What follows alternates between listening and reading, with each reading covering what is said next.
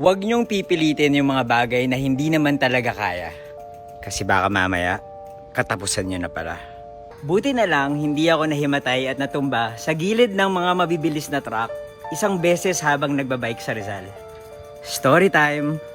Gustong gusto kong nagbabike sa Rizal kasi maganda yung kalsada, madaming puno, mahangin, at higit sa lahat, challenging yung mga ahon. May isang beses na sinamahan ko yung kaibigan kong magbike dahil gusto raw niyang bisitahin yung farm nila sa Morong. Umalis kami ng maaga dahil gusto kong makauwi bago magtanghali. Ang problema, natagalan kami. Dahil naligaw kami habang nasa gubat. Nung nakarating kami sa main road, nakaramdam ako ng pagod at konting hilo. Pero pinilit ko pa rin pumadyak. Pinaspasan ko dahil gusto ko nang makauwi, kahit ang taas ng araw. Habang umaahon sa matarik na ahon ng Teresa, biglang nandilim yung paningin ko. Para akong matutumba at sobrang sakit ng ulo ko. Sinabihan ako ng kaibigan ko na huminto, magpahinga at kumain. Akala ko katapusan ko na nun. Ang sabi sa akin ng isang doktor, hindi raw maganda na pilitin ko yung katawan ko sa mga bagay na hindi ko kaya.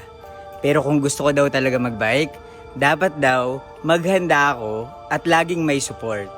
Pagkatapos nun, nag-ensayo ako at inayos ko yung diet ko. Nag-take na rin ako ng mga supplements. May bago akong tinitake na supplement ngayon, yung Snow Caps Glutathione. And so far, maganda yung resulta sa katawan ko.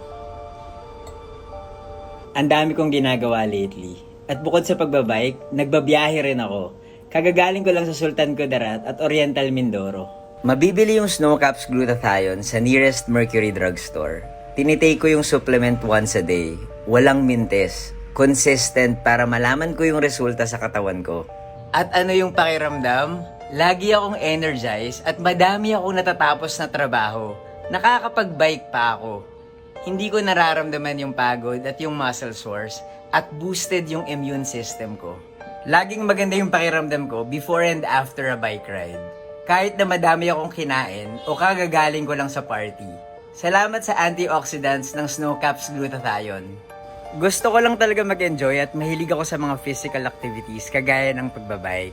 Kaya ayoko na mangyari yung bibigay yung katawan ko sa gitna ng bike ride.